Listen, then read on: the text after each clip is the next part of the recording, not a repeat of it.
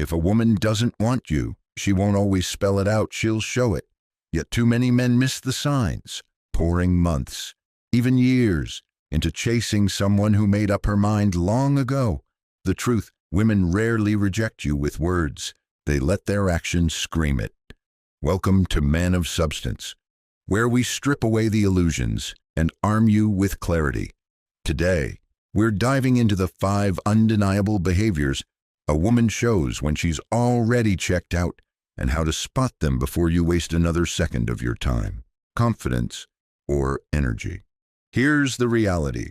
Women communicate in subtleties, patterns, vibes, and behaviors, while most guys are stuck waiting for a clear no that never comes. You might tell yourself she's just busy, confused, or that you need to try harder, but deep down, you know she's already made her choice. And it's not you. This video isn't about pointing fingers. It's about waking you up to the truth you deserve. No more chasing mixed signals. No more begging for love that's not there. It's time to reclaim your worth and walk away from what doesn't serve you. By the end of this, you'll see the signs for what they are and know exactly how to stop chasing the wrong women and start investing in yourself. If you're ready to trade confusion for clarity and self-doubt for strength, stay locked in. This one's going to hit hard. Let's get started. Number 1. When her distance speaks louder than her words. When a woman no longer wants you, she rarely says it directly. Instead, she slowly withdraws. The warmth fades. Her texts turn mechanical. Her presence turns into absence. You feel it like standing under a sun that once burned for you, now behind clouds. The real tragedy is not in her leaving, it's in how long you convince yourself she hasn't already gone. We start with this truth. Women, just like men, don't always have the courage to say I'm no longer in this. So instead, they show it through silence, through coldness, through the subtle yet unmistakable shrinking of emotional space.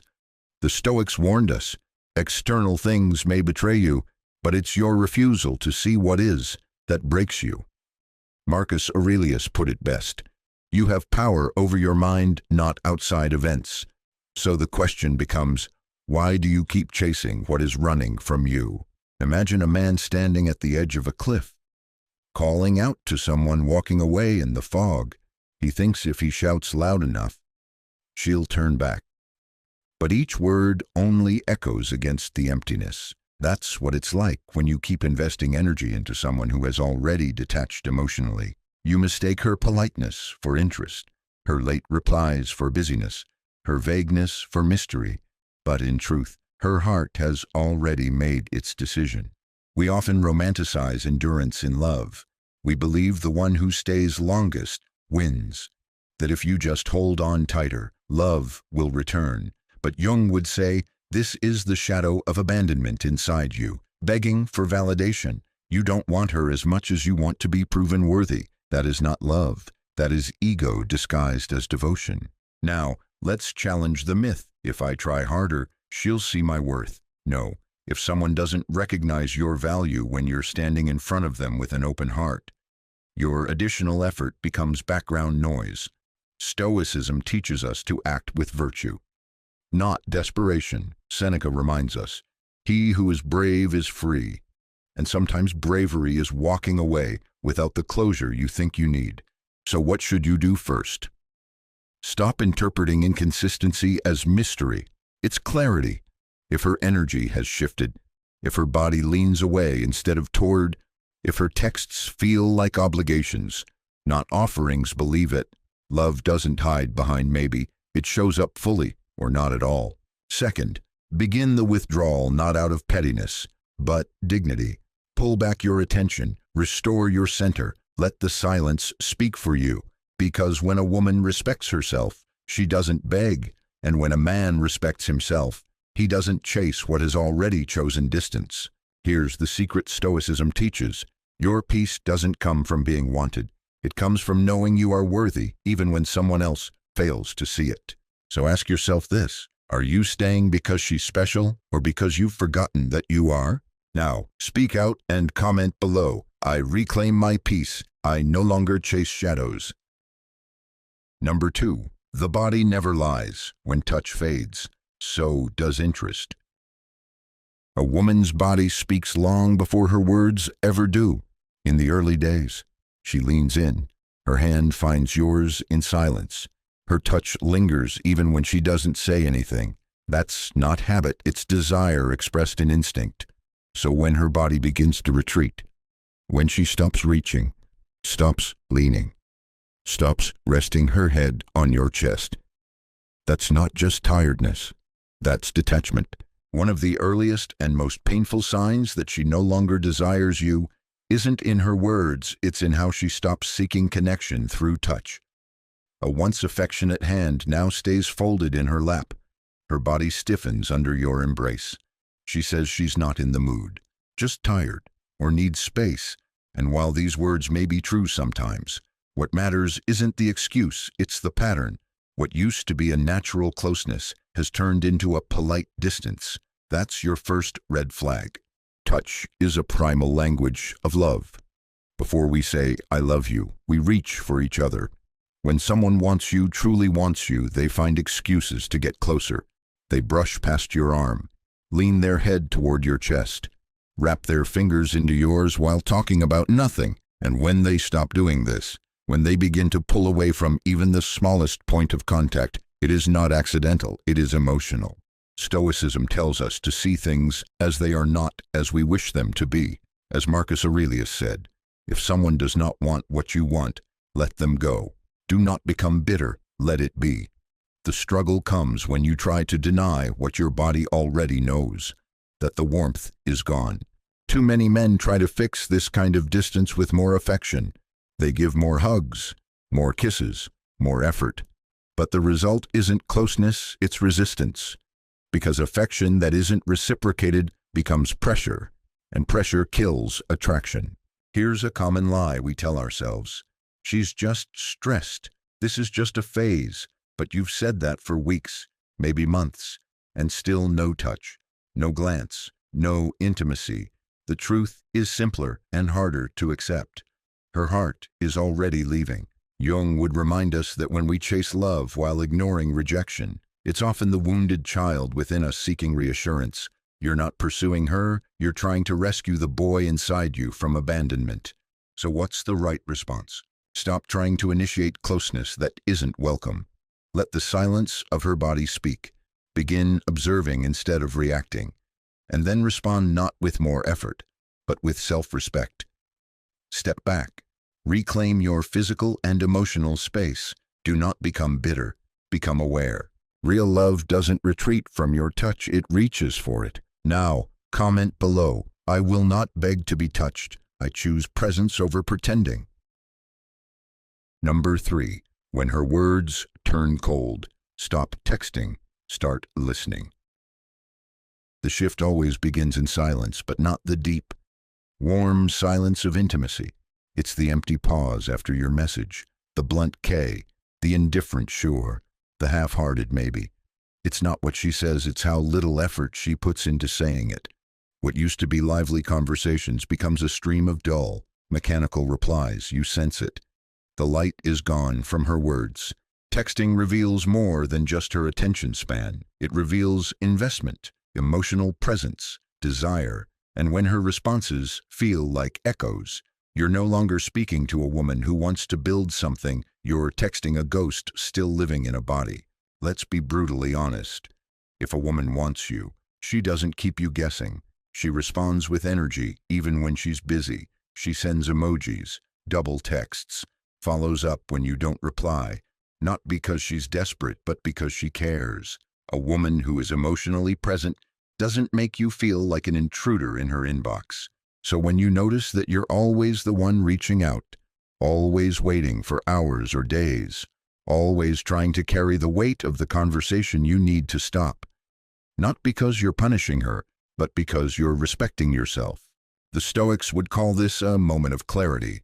Epictetus taught, it's not events that disturb us, but our judgments about them. Her delay, her cold words, those are events. But your belief that maybe she's just tired, or she's busy, she'll come around, those are the illusions keeping you stuck. This isn't about blaming her. It's about seeing the truth beneath the performance. Cold texts aren't just lazy. They're emotional withdrawal written in plain language, and you chasing it only devalues your worth. Here's what men often do wrong. They double their energy. More jokes, longer messages, voice notes, memes, anything to spark something. But that desperation is visible, and what she sees is not confidence, it's clinging. What was once curiosity becomes pity. What was once mystery becomes pressure. Carl Jung reminds us that when we seek validation from someone who is emotionally unavailable, we are often repeating a pattern rooted in our past, a wound that says, if I just try harder, I'll finally be loved. But love doesn't live in begging. It lives in mutual desire. The solution: pull back immediately. Stop sending energy where it is not returned. Let the silence speak and observe what she does when you are no longer feeding her attention. Often, the response is nothing, and that is your answer. Let go, not with resentment, but with dignity. You're not walking away from her, you're walking toward a better version of yourself. The version that knows warmth must be mutual, or it isn't real. Now, comment below. I only text where I'm respected. My silence is my power. Number 4. You always chase, and that's why she's losing respect. Imagine running in a race where the finish line keeps moving. Every time you think you're close, when she finally smiles, replies sweetly, hints at future plans, it slips just a little further away. You chase harder. You think, maybe if I try one more time. But here's the truth. No woman who truly desires you makes you prove your worth over and over again. When you're always the one reaching out, planning the dates, keeping the spark alive, you're not in a relationship. You're in a transaction. You give attention, she gives crumbs, and your value decreases every time you play this silent game of emotional begging. The root of this chase isn't love, it's fear. Fear that if you stop, she'll disappear. And that fear keeps you running towards someone who's walking away. Let's break this down through Stoic clarity. Seneca wrote, "A man who suffers before it is necessary, suffers more than necessary." Your suffering isn't coming from her silence, it's coming from your refusal to accept what the silence means. You see her lack of effort, but you romanticize it. You hope, you justify, you ignore the pain, then call it patience. But patience, my friend, is different from self-betrayal. Women lose respect for men who chase too long. Why? Because a man who doesn't pause to evaluate her actions isn't strong, he's needy. And emotional neediness is not attractive. It's unsettling. It signals that your world revolves around her approval, not your own value. Carl Jung would call this the shadow of the abandoned child, the part of you still seeking validation from someone unwilling to give it. You aren't trying to win her. You're trying to win against a deeper wound. That's why you keep pushing, even when it drains you. So what do? You stop, not dramatically. Not with a bitter goodbye. You simply let the silence return to its place. You give space not as a tactic to manipulate, but as a boundary to reclaim yourself. Then you wait not for her reply, but for your clarity. Sometimes she'll come back. Often she won't. But that's the gift. Either way, you're no longer running in circles. You're walking forward with strength. If she never chased you, maybe she was never meant to stand beside you. Now speak out and comment below. I choose calm over chasing. My energy is not for sale. Number 5. When she flirts with others and you just stand there. There's a sting that hits different, not because she said something harsh, but because she didn't have to say anything at all. You were standing right there, and she gave her best smile, her softest laugh, her most playful energy to someone else. It might look harmless on the surface. She's being social, just friendly, or that's just how she is, but deep down, your gut twists because she never lights up that way with you anymore, and no matter how much you try to rationalize it, a part of you knows you've been silently replaced. This isn't about jealousy, it's about respect. When a woman wants you, she doesn't seek validation elsewhere. She doesn't gamble your presence to impress another man, because attention from the outside world is meaningless compared to connection with you.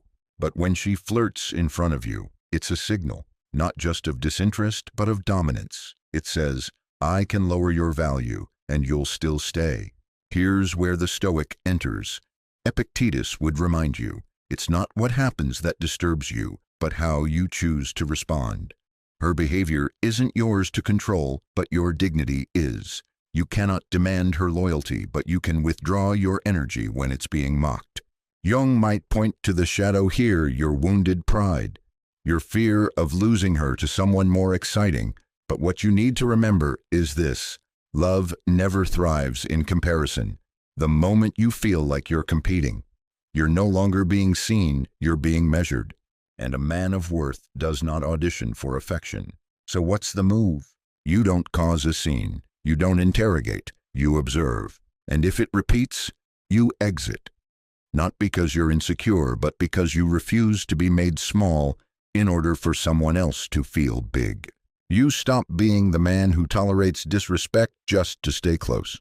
Because a woman who plays games with your pride is not flirting, she's feeding her ego. And if you keep giving her that fuel, you burn yourself in the process. Choose calm, choose stillness, choose to walk away before your silence turns to self-hate. Now, comment below, I will not compete for a woman who makes me feel less. Number 6. When she's too busy for you but always available for others. You suggest dinner, she says. Let me check my schedule. You follow up, no reply. Later, you see her posting stories at a cafe with friends, or replying to comments, or casually liking someone else's photos. And that's when it hits you, not the silence, but what it actually means. She's not busy, she's just not busy for you. This is one of the most subtle but damaging signs of disinterest. It's wrapped in polite excuses, in work stress, in vague not right now energy, and you, hoping it's temporary, keep offering time, attention, effort only to get silence in return.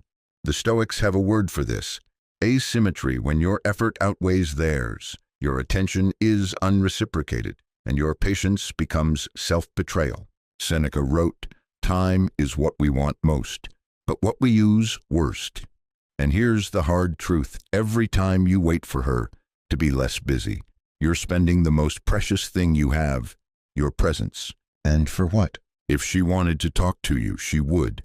If she valued your energy, she'd make room for it, not out of obligation, but because connection asks for expression, not delay. This is where Carl Jung's insight comes in. Often, men who tolerate being sidelined are shadowed by a belief they must earn love by being endlessly patient, endlessly available, that if they just hold out long enough, she'll see the light. But in reality, what she sees is a man who's willing to be an afterthought. Ask yourself, do I feel prioritized or postponed? Am I chasing time with her? Or is she investing time in me? Would I ever treat someone I care about the same way she's treating me? If the answer makes your chest tighten, it's time to stop lying to yourself. Real love isn't maybe next week, it's let's make time. It's not I'm just overwhelmed. It's even a minute with you matters. So step back, reclaim your hours, your focus, your heart, invest it in things and people that reflect it back. Because being someone's lowest priority isn't romantic, it's humiliating. And no man grows stronger by waiting in a queue he was never meant to be in. Now, speak out and comment below. I refuse to be an option in someone else's free time. Number 7. When you feel like a burden instead of a gift. There's a quiet kind of pain that men rarely speak about. It's not loud rejection. It's not cruel words. It's the slow realization. I feel like I'm bothering her just by existing. You hesitate before texting. You overthink every word. You shrink your feelings down into silence. Why? Because deep down, you sense she no longer welcomes your presence.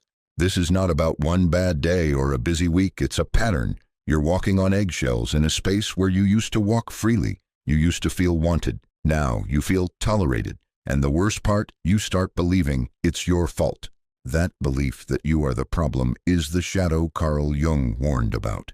It's the wounded boy within you that fears abandonment, that thinks, if I just become smaller, quieter, less emotional, maybe she'll love me again.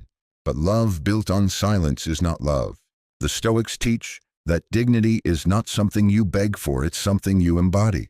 If your energy is met with sighs, sarcasm, or emotional distance, you're not in a relationship, you're in exile.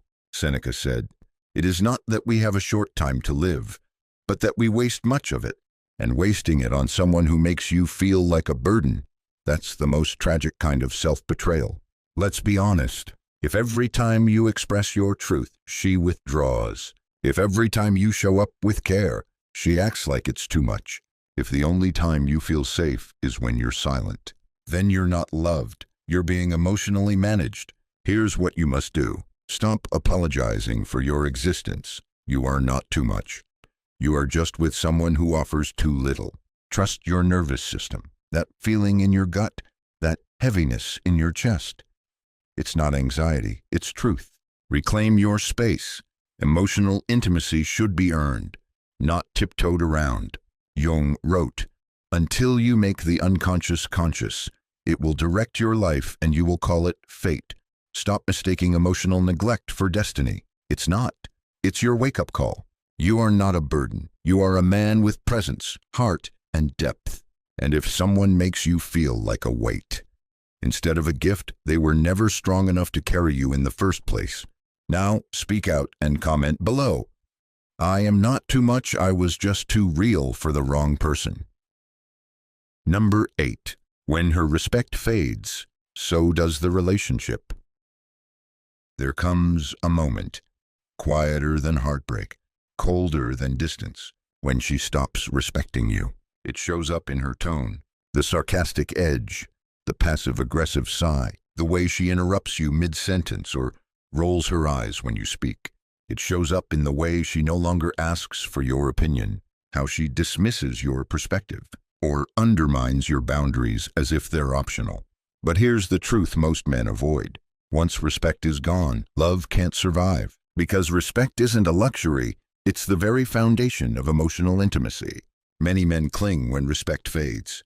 They try to be nicer, more agreeable, more giving, thinking if they just prove themselves one more time, she'll return to who she used to be. But you can't negotiate for dignity. You can't plead for reverence. From a Jungian lens, this is your animus, your inner masculine principle being crushed under the weight of disconnection. And what emerges is not strength, but submission. A man lost in the hope that her past affection will override her present contempt. Marcus Aurelius would call this a fracture of your inner citadel. You're letting external opinion hers define internal worth yours. And when you do that, you're no longer sovereign, you're compliant. Let's be real. If she speaks to you like you're a child, if she mocks your beliefs, dismisses your needs, or plays power games to provoke reactions, if you feel smaller, not stronger, in her presence, that's not a relationship, that's erosion. Here's what you do instead. Name the disrespect. Calmly. Clearly. You don't need to fight, you need to reflect the mirror back to her. Set the boundary. Respect is the price of admission to your heart. If she doesn't meet it, the door closes. Walk away if needed, not to punish, but to preserve your soul from corrosion. Jung taught that integration means embracing your shadow, not shrinking to avoid rejection. The part of you that stays silent to avoid conflict, that's not maturity. That's the boy in you fearing disapproval more than dishonor. True strength is leaving the table when respect is no longer being served. Now, comment below. If she won't respect me, I'll respect myself. Number 9. The courage to leave. Choosing dignity over delusion. There's a moment every man must face, not when she says goodbye, but when you finally say it to yourself. You've seen the signs, the cold texts, the evasive energy, the dismissive looks, and the "I'm just busy" excuses that no longer feel honest. You tried patience. You tried understanding. You tried waiting, hoping, giving more than you received. But deep inside, a quiet voice kept whispering, "She's already gone. You just haven't accepted it." This isn't about blaming her.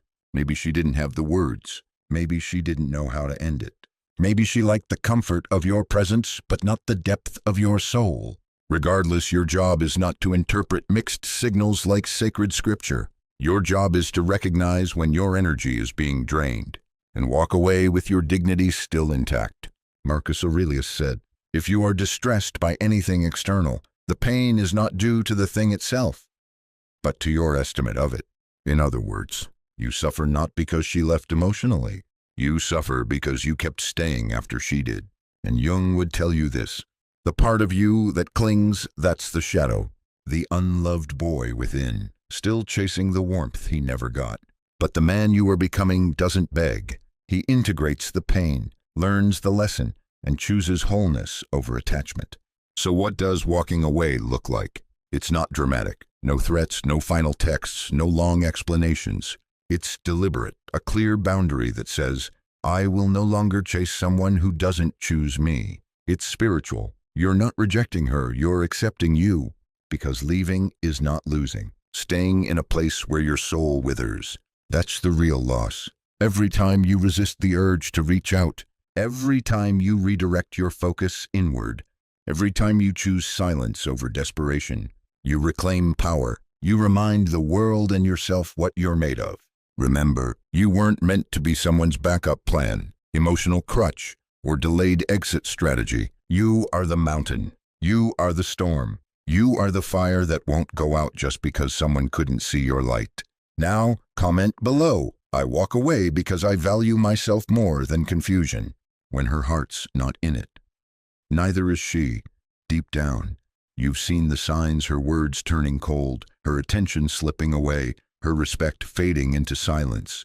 Yet too many men cling to hope, convincing themselves that loving harder or waiting longer will bring back what's gone. Here's the raw truth. When a woman doesn't want you, she might not say it, but she'll show it, and worse, she might keep you around, offering just enough to string you along. Excuses, half-hearted effort, emotional games because it's easier than facing the truth. But the real tragedy, you're the one choosing to stay. This isn't about her, it's about you. You deserve better than begging for scraps of affection. You're worth more than a one-sided fight. The moment you see yourself clearly, you'll stop chasing someone who doesn't value you and start walking toward a life that does. So wake up, take accountability, and choose to rise. You're not here to sink, you're here to soar. I want to hear your story. Have you ever ignored the signs or stayed longer than you should? What did it teach you? Drop it in the comments, raw and real. Your experience could be the spark that changes someone's path. I'm reading everyone and jumping in to connect. This isn't just a channel, it's a brotherhood where we lift each other up. You're not alone, and you're stronger than you know. Subscribe, hit that bell, and let's keep building together. Man of Substance is here to help you reclaim your power. Step up, and I'll see you in the next one.